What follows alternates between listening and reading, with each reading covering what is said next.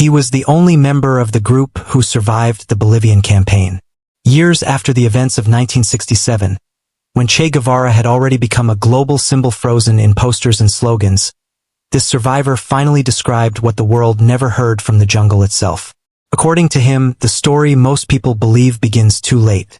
It begins with Che's capture, his execution, and the collapse of the guerrilla group.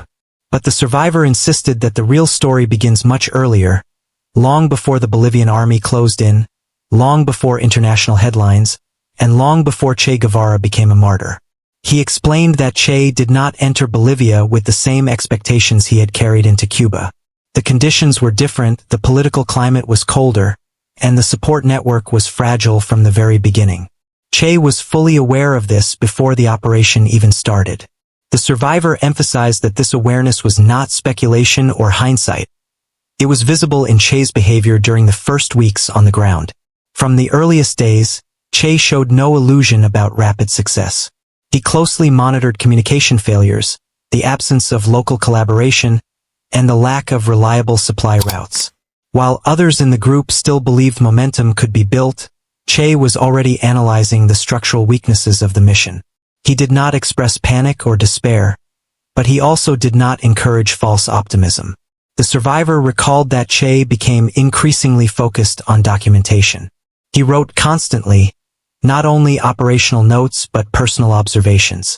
He questioned assumptions that others took for granted, particularly the belief that the local population would eventually join them. In private conversations, Che repeatedly acknowledged that Bolivia did not resemble Cuba in any meaningful way, neither socially nor politically. What struck the survivor most was Che's emotional state. There was no denial.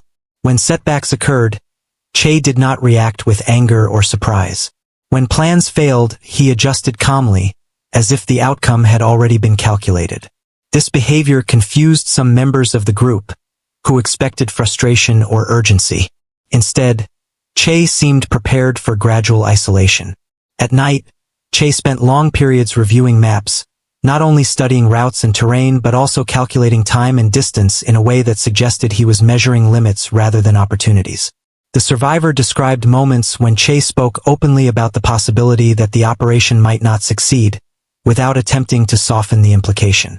He never framed these statements as fear. He framed them as reality. According to the survivor, there was a growing sense that Che understood something fundamental that others were still resisting. Bolivia was not a battlefield waiting to ignite. It was a closed environment where every movement was visible and every mistake accumulated. The lack of communication with external allies was not temporary.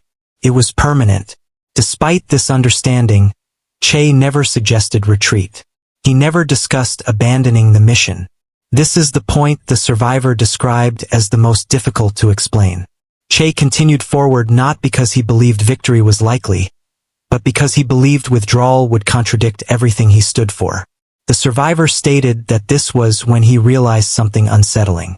Che was not behaving like a commander trying to survive at all costs.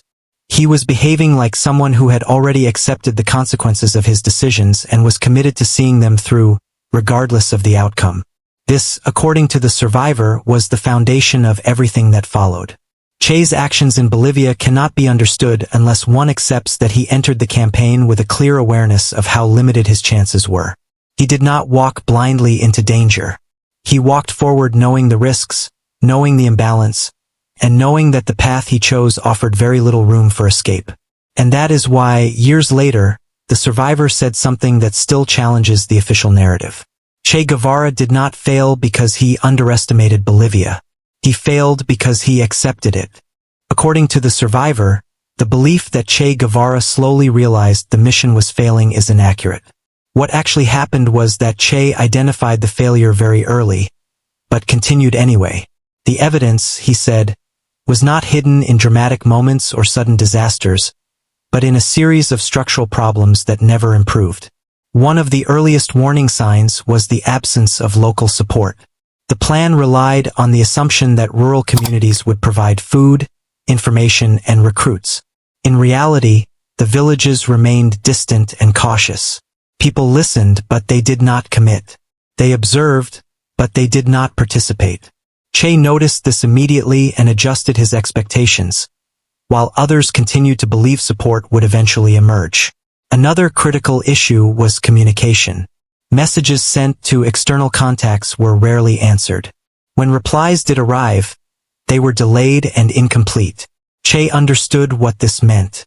Without consistent communication, there could be no coordination, no reinforcements, and no political backing. The survivor recalled that Che stopped referring to external assistance as a certainty and began treating it as unlikely. The environment itself became a constant obstacle. The Bolivian terrain was unforgiving, and the group lacked familiarity with it. Supply routes collapsed quickly, medical resources were insufficient, and physical exhaustion became permanent. Che, who suffered from severe asthma, refused to reduce his responsibilities, but the survivor noted that his condition worsened steadily. Che did not hide this reality. He simply refused to let it alter the mission's direction. As the weeks passed, Che's behavior became increasingly analytical. He questioned reports more aggressively and cross-checked information from different sources. He paid close attention to inconsistencies, especially when villagers provided conflicting details. This suggested to him that information was leaking and that the group was being monitored more closely than they initially believed. The survivor emphasized that Che did not interpret these signs as temporary setbacks. He viewed them as confirmation that the operational foundation was flawed. Bolivia was not a neutral ground where a movement could slowly grow. It was a controlled space where state forces had the advantage of visibility, infrastructure, and external intelligence support. Despite recognizing this imbalance, Che continued to issue clear, disciplined instructions. There was no chaos in his leadership. However, his focus shifted subtly. Instead of planning expansion, he concentrated on survival, cohesion, and maintaining internal discipline. This shift did not go unnoticed by the group, and morale began to fracture as expectations and reality diverged. One of the survivors' most revealing observations concerned Che's conversations. He stopped discussing long-term victory scenarios and instead spoke about responsibility, commitment, and consequences.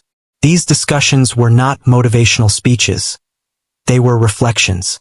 Che framed the mission as an obligation rather than an opportunity. The survivor explained that Che never explicitly stated that the mission was doomed. However, his actions suggested that he no longer believed in a successful outcome. He behaved as if the outcome was already defined and that his role was to face it with consistency rather than denial. This understanding created tension within the group. Some members began to question whether they should retreat or disperse. Che rejected these ideas without debate. To him, withdrawal under these conditions was not a strategic decision but a moral contradiction. The survivor described this as the moment when Che's personal code overtook strategic flexibility. By this stage, Che was no longer calculating how to win Bolivia. He was calculating how to remain faithful to his principles within a situation he believed was already lost. This distinction, the survivor said, explains why Che continued forward even as the operational signs became impossible to ignore. And it is here that the survivor made a critical clarification. Che did not misread the situation. He read it correctly. What others interpreted as optimism was, in reality, resolve. What appeared to be stubbornness was acceptance. The signs were clear and Che recognized them. What followed was not confusion, but commitment to a path he believed could not be reversed.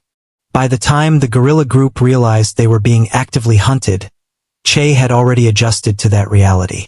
According to the survivor, the tightening of the Bolivian army's presence did not come as a shock to Che. What changed was not his understanding of the situation, but the pace at which it was accelerating. Patrols became more frequent.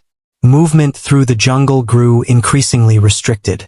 Information that once traveled slowly now reached the army with alarming speed. The survivor noted that Che identified this shift as evidence that the group had been compromised beyond repair.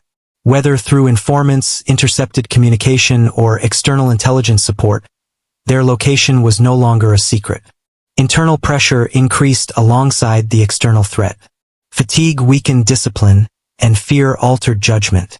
Some fighters began questioning orders, not openly, but through hesitation and silence. Che noticed these changes immediately.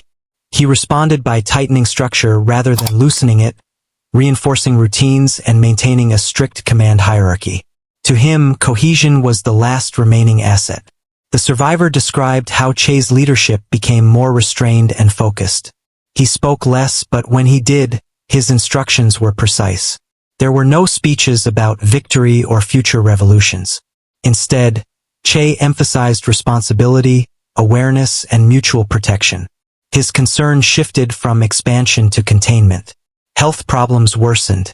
Che's asthma attacks became more frequent, limiting his physical capacity. Despite this, he refused to be reassigned or protected differently from others. The survivor recalled that Che rejected suggestions that he should move separately or reduce exposure. He insisted on sharing the same conditions, even when it increased personal risk. As the group fragmented under pressure, Che made decisions that reflected an understanding of inevitability. He prioritized the protection of documents and personal notes, ensuring that key materials were either destroyed or concealed. This behavior suggested preparation not for continuation, but for closure. One of the most telling moments, according to the survivor, occurred shortly before the final confrontation. Che gathered the remaining members and spoke in practical terms about separation, escape routes, and individual responsibility. There was no dramatization. He acknowledged that not everyone would survive and emphasized that each person should act according to their judgment if the group was broken. This conversation confirmed what many had already suspected. Che was no longer planning for collective success. He was preparing individuals for the possibility of isolation and capture. The survivor interpreted this as further evidence that Che understood the trajectory was irreversible. As the Bolivian forces closed in, Che's actions remained consistent. He did not attempt reckless breakthroughs or symbolic gestures. His decisions were cautious, measured, and grounded in realism. This behavior contradicted the popular image of a reckless revolutionary driven by blind idealism.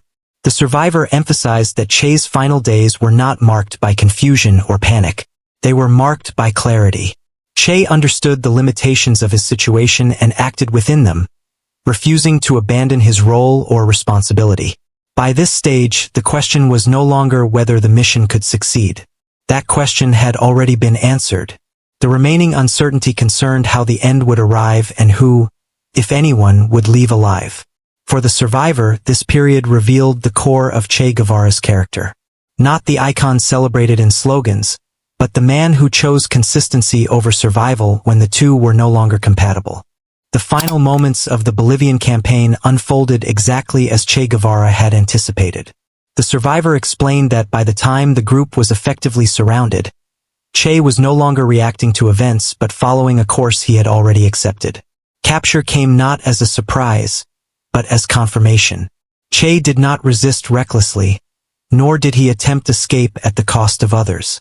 His condition, weakened by exhaustion and illness, made continued movement impossible. When he was taken, there was no visible shock in his behavior. The survivor described his demeanor as calm, focused, and fully aware of what would follow. In captivity, Che remained consistent with the attitude he had shown throughout the campaign. He did not plead, negotiate, or attempt to redefine his role. According to accounts that later emerged, he spoke selectively and without urgency. The survivor emphasized that this composure was not resignation, but coherence. Che acted in accordance with the reality he had recognized long before his capture. The survivor's confession does not frame Che's death as a tragic miscalculation. Instead, it presents it as the final consequence of a path Che chose with full awareness of its risks and limitations. He did not misunderstand Bolivia. He understood it and proceeded anyway. This is why the survivor rejected the idea that Che was defeated by surprise or error. He believed Che accepted the outcome once retreat became incompatible with his principles.